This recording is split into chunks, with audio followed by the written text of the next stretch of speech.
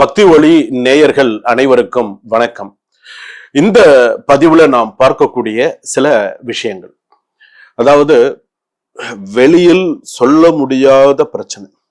எனக்கு வெளியில சொல்லவே முடியலைங்க, அந்த அளவுக்கு நான் பிரச்சனைகளை அனுபவிச்சுட்டு இருக்கேன். பிரச்சனையில மாட்டிண்டு கஷ்டப்பட்டு இருக்கேன், ரொம்ப கஷ்டப்படுறேன். அதாவது ஒரு சில விஷயங்கள்ல இருந்து நான் வெளியில வரேன், ஒரு சில விஷயங்கள்ல இருந்து என்னால வெளியில வர முடியல. நான் சில விஷயத்துல என்ன அறியாம நான் போய் மாட்டின்ட்டேன். சொத்து பிரச்சனையில போய் மாட்டின்ட்டேன், பூர்வீக சொத்து விஷயத்துல நான் போய் மாட்டின்ட்டேன். எனக்கு வர வேண்டியது எனக்கு வரல, எனக்கு பிரச்சனைகளா இருக்கு. நான் கிட்டத்தட்ட 10 வருஷமா 15 வருஷமா கோர்ட்டு கேஸு வாய்தான்னு நான் பிரச்சனையிலேயே தான் போயின்னு இருக்கேனே தவிர எனக்கு இப்ப வரைக்கும் ஒரு நிம்மதி கிடையாது. இந்த மாதிரி சொல்லி எத்தனை பேர் நம்ம கேள்விப்பட்டிருக்கோம். அதாவது வேணும்னு கேஸ் போடுறவங்க இருக்காங்க, அதாவது விடக்கூடாது நம்ம ஒரு கை பாத்திரணும்னு செய்யறவங்களும் இருக்காங்க, தர்ம நியாயத்துக்காக நம்ம போராடி ஜெயிக்கிறவங்களும் இருக்காங்க. தர்மம் வெல்லும்ங்கிறது வேற, ஆனா இந்த மாதிரி இருக்கிறது அப்படிங்கிறது ஒண்ணு. சரி, ஒவ்வொரு விஷயத்திலயுமே பாத்தீங்கன்னா ஒரு பிரச்சனையை தீர்க்கறதுக்கு நம்ம பல வழியில முயற்சி பண்றோமா? ஒரு பிரச்சனை தீர்க்கறதுக்கு பல வழியில முயற்சி பண்றோம், நிறைய வழிபாடுகள் நிறைய நம்ம பண்றோம். அதே போல பாத்தீங்க அப்படின்னு சொன்னா ஆலயத்திற்கு சென்று சில விஷயங்கள்ல நம்ம வழிபாடுகள் பண்றோம். சரி, எல்லாமே நம்ம பண்றோம். ஆனாலும் சில பிரச்சனைகள் நமக்கு குறையிறது, சில பிரச்சனைகள் நமக்கு குறையல. இப்ப வரைக்கும் நமக்கு குறைய மாட்டேங்குது. இப்ப வரைக்கும் நமக்கு ஏதோ ஒரு பிரச்சனை நமக்கு இருந்துட்டுதான் இருக்கு. சரி, ரைட்டு.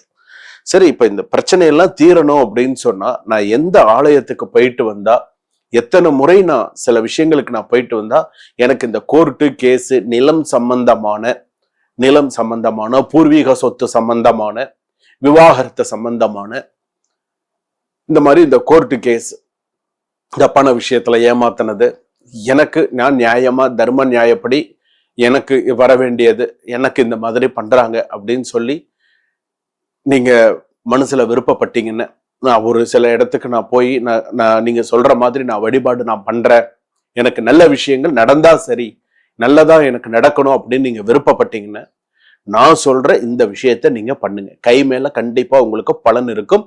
அனுபவபூர்வமான உண்மை. இது அனுபவபூர்வமான உண்மை. எனக்கு தெரிஞ்ச ஒருத்தர் இந்த ஆலயம் தொடர்ந்து 6 வாரம் போயிட்டு வந்தாங்க. 5வது வாரமே சக்சஸ் ஆயிடுத்து அவங்களுக்கு. சோ சில பேருக்கு பாத்தீங்கன்னா சக்சஸ் ஆயிடுச்சுன்னா அடுத்த வாரம் போகாம இருந்துடக்கூடாது, 6 வாரமும் கண்டிப்பா போகணும். அதுக்கு தகுந்த நம்ம அந்த ஆலயத்துக்கு போகக்கூடிய நமக்கு நேரம் வந்துருத்தா, நமக்கு அதுக்கு தகுந்த நேரமும் அதுக்கு தகுந்த விஷயமும் நமக்கு வந்துருத்தா, நம்ம செஞ்சா நல்லதா அப்படிங்கிறத நீங்க பார்த்துக்கணும். இப்ப நான் சொல்லக்கூடியது அப்படின்னு சொன்னா ஒரு சில விஷயங்கள் எப்படின்னு கேட்டீங்கன்னா, ஒரு சில ஆலயங்கள்லாம் நம்ம போகும்பொழுது நமக்கே தெரியாது இந்த இடத்துல இந்த ஊர்ல இப்படி ஒரு ஆலயம் இருக்கா, நம்ம இந்த இடத்துல இந்த ஆலயத்துக்கு, ஆனா நீங்க அட்லீஸ்ட் நம்ம சில ஆலயத்துக்கு இந்த கிழமையில தான் போகணும் அப்படின்னு இருக்கு. அது மாறி போகும்பொழுது என்ன ஆகும்? பலன் இருக்கும், பலன் இல்லாமலாம் இருக்காது. ஆனால் இந்த விஷயத்துக்காக நான் போறேன் அப்படின்னு சொன்னா இந்த கிழமையில தான் நீங்க போகணும். இப்போ ஏன் புரட்டாசி சனிக்கிழமைன்னு வச்சிருக்காங்க, புரட்டாசி ஞாயிற்றுக்கிழமைன்னு வைக்க வேண்டியதானே? ஏன் புரட்டாசி சனிக்கிழமைன்னு வைக்கிறீங்க? அந்த சனிக்கிழமைங்கிறது யாருக்கு உகந்த நாளா பாக்குறோம்? நம்ம சனி பகவானுக்கு உகந்த நாள், பெருமாளுக்கு உகந்த நாள். ஏகாதசியும் சனிக்கிழமையும் ஒன்னா வந்தா விரதம் இருக்காங்க.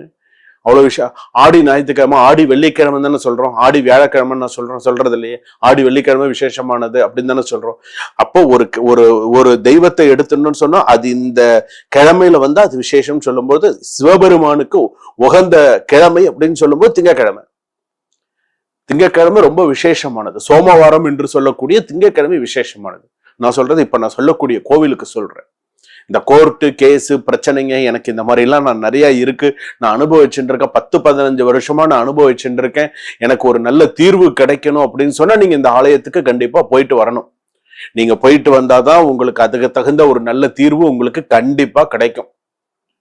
மனசுல நம்பிக்கை வச்சு நீங்க மனசார வேண்டி நீங்க போயிட்டு வந்தீங்க அப்படின்னு சொன்னா உங்களுக்கு நல்லது நடக்கும். சரிங்க, அந்த கோவிலுக்கு நீங்க போகும்போது என்ன தெரியுமா பண்ணணும்? திங்கட்கிழமையில தாங்க போகணும். 16 தீபம் ஏத்தணும். தீபம் ஏத்துறதுக்கு தனியா ஒரு இடம் ஒதுக்கி இருக்காங்க. 16 தீபம் ஏத்துங்க. 16 தீபமும் எப்படி ஏத்துறீங்க அப்படின்னு சொன்னா, 16 தீபமும் வந்து பாத்தீங்க அப்படின்னு சொன்னா கிரக தீபம் மாதிரி 9 தீபம் ஏத்துங்க. கிரக தீபம் மாதிரி ஏத்துங்க. நவகிரகங்கள் எப்படி இருக்கும் அதே மாதிரி கிரக தீபம் மாதிரி போடுங்க. 9 தீபம். மித்த இருக்கிற தீபத்தை கிழக்கு திசையை நோக்கி ஏத்துங்க. சரிங்களா? விளக்கேத்துங்க. விளக்கேத்திட்டு அர்ச்சனை வாங்கிக்கோங்க. கண்டிப்பா மறக்காம வில்வத்தோட அர்ச்சனை வாங்கிக்கோங்க. வில்வத்தோட அர்ச்சனையை வாங்கி சிவபெருமான் கிட்ட போய் அங்க இந்த கோர்ட்டு கேஸ் சம்பந்தமான பேப்பர்ஸ் கையில வச்சுக்கோங்க. அதற்குண்டான அந்த பேப்பர், அதுக்குண்டான அந்த நம்பர் வச்சிருப்பாங்கல்ல, இந்த கோர்ட்டுக்குன்னு ஒரு வழக்கு எண்ணுன்னு வச்சிருப்பாங்க இல்லையா, அந்த எண், அது சம்பந்தப்பட்ட பேப்பர் கையில எடுத்துக்கோங்க. அது இந்த அர்ச்சனை எல்லாத்தையும் சேர்த்து அங்க இருக்கக்கூடிய சிவாச்சாரியார் கையில கொடுத்து அர்ச்சனை பண்ணுங்க. ஏன்னா என் பேர்ல தான் இந்த கேஸ் ஓடிட்டு இருக்கு, எனக்கு இது சரியாகணும் அப்படின்னு சொல்லி அர்ச்சனையை பண்ணுங்க. இதெல்லாம் வச்சு கொடுத்து அர்ச்சனை பண்ண சொல்லுங்க. அது அப்படிதான் பண்ணணும், அப்படியே பண்ண சொல்லுங்க. வச்சு கொடுத்து அர்ச்சனை பண்ண சொல்லுங்க. சுவாமி கிட்ட வச்சு அர்ச்சனை பண்ணி பிரதட்சிணை வாங்க. எத்தனை பிரதட்சிணை வரணும்னா 16 பிரதட்சிணை வாங்க. 16 விளக்கு ஏத்திருக்கீங்க இல்லையா, 16 சுற்று வாங்க. 16 சுற்று வந்து கொடிமரத்துக்கிட்ட நமஸ்காரம் பண்ணிட்டு வெளியில போகும்பொழுது, அதாவது கோவில்ல இருந்து வெளியில போகும்பொழுது 3 தேங்காய் வாங்கிக்கோங்க. எத்தனை தேங்காய்? 3 தேங்காய் வாங்கிக்கோங்க. 3 தேங்காயும் கோவில் உள்ளேயே உடைச்சிட்டு கொஞ்ச நேரம் உட்காந்துக்கோங்க. கொஞ்ச நேரம் உட்கார்ந்து இருந்துட்டு 3 தேங்காயுமே கோவில் உள்ள உடைச்சிட்டு நேரா வீட்டுக்கு வந்துட வேண்டியது. நேரா வீட்டுக்கு தான் வரணும். இந்த மாதிரி குறைஞ்சது 6 தடவை பண்ணணும். 6 முறை பண்ணணும். 6 முறை அப்படிங்கிறது 6 வாரம், அப்படி அல்லது 9 வாரம், 16 வாரம், இது கணக்கு. சோ இது நம்ம செய்யணும். சரிங்க. அப்ப இந்த சிவபெருமான்ங்கிறது எல்லா இடத்துல இருக்கிறதானே சுவாமி. சிவபெருமான் என் வீட்டு பக்கத்துல கூட தான் சிவன் கோவில் இருக்கு, நான் ஏன் அந்த கோயில போய் நான் செய்யக்கூடாதா? ஏன்னா எங்க வீட்டு பக்கத்துல இன்னும் சிறப்பான ஸ்தலங்கள்லாம் இருக்கு, என்ன அங்க போய் செய்யக்கூடாதா? எல்லாருக்குமே இது ஒரு கேள்வி வரும்.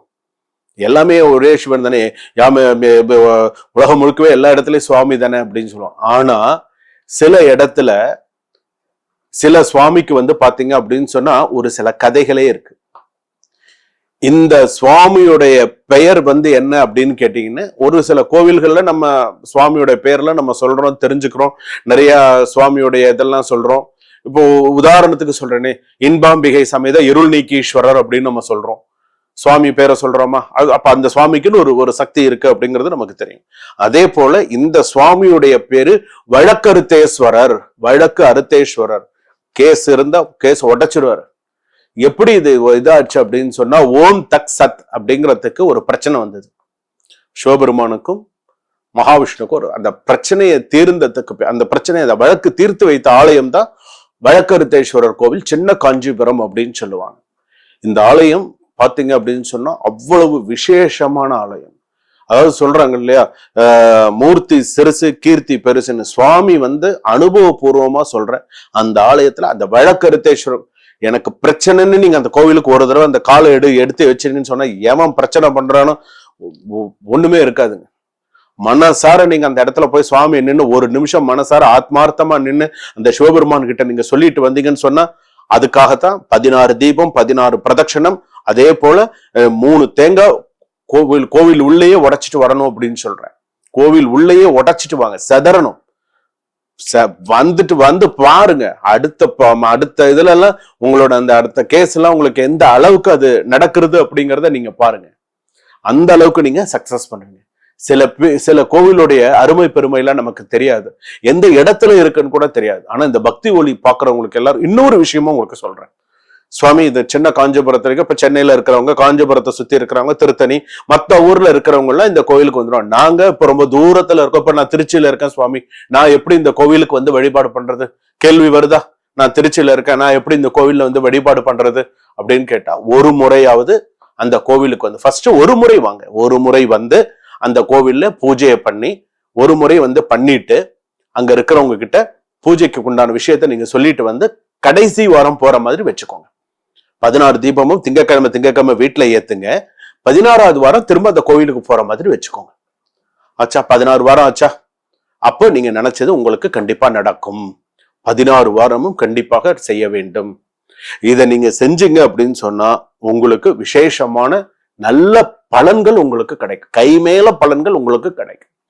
உனக்கு நான் உண்மையே சொல்றேன், உங்களுக்கு நீங்க சொத்து சம்பந்தப்பட்டதோ நில சம்பந்தப்பட்டதோ, எனக்கு 5 வருஷம் 10 வருஷம் 20 வருஷமா நான் போராடிட்டு இருக்கேன்னு சொன்னா போய் விழுந்துருங்க, சரணாகதி ஆயிடுங்க. வடக்கருத்தேஸ்வரர் கோயில போய் சரணாகதி ஆயிடுங்க. ஐயா எனக்கு இந்த மாதிரி எனக்கு நான் சொன்ன மாதிரி விஷயத்த சொல்லி சுவாமி கிட்ட இது பண்ணுங்க. சந்தேகம் இருந்தா எனக்கு போன் பண்ணி கேளுங்க, டிஸ்கிரிப்ஷன்ல நம்பர் இருக்கு, எனக்கு போன் பண்ணி கேளுங்க, நான் உங்களுக்கு விஷயத்த நான் சொல்றேன். சோ நான் சொன்ன மாதிரி அந்த கோயில போய் பரிகாரம் பண்ணிட்டு நான் சொல்ற மாதிரி சில விஷயங்களை செஞ்சீங்கன்னா கை மேல நிச்சயமா அந்த சிவபெருமானுடைய அருள் பூரணமாக உங்களுக்கு அமையும். ஆனா திங்கட்கிழமையில தான் போகணும். நான் எனக்கு திங்கட்கிழமை அன்னைக்கு எனக்கு வேலை இருக்கு, அதனால நான் ஞாயிற்றுக்கிழமை தான் என்னால போக முடியும்னு சொன்னா உங்களுக்கு நேரம் வரல அப்படின்னு தான் அர்த்தம். ஏங்க எதுக்கோ நம்ம நேரம் ஒதுக்குறோம், எதுக்கோ நம்ம சில விஷயங்களுக்கு தெய்வத்துக்காக ஒரு நாள் நம்மளால ஒதுக்க முடியாதா? நினைச்சுப்போ ஒரே ஒரு நாள் தெய்வத்துக்காக, நம்மளை படைச்ச இறைவனுக்காக ஒரு நாள் நம்ம கஷ்டப்பட்டு இருக்கோம், நமக்காக ஒரு நாள் ஒதுக்க முடியாதா? முடியும் நினைத்தால் சாதிக்க முடியும், செஞ்சும் தீரலாம். அதனால வடக்கருத்தேஸ்வரர் கோவிலுக்கு போயிட்டு வாங்க, கண்டிப்பா நீங்க சக்சஸ் பண்ணுங்க. வாழ்க வளமுடன்.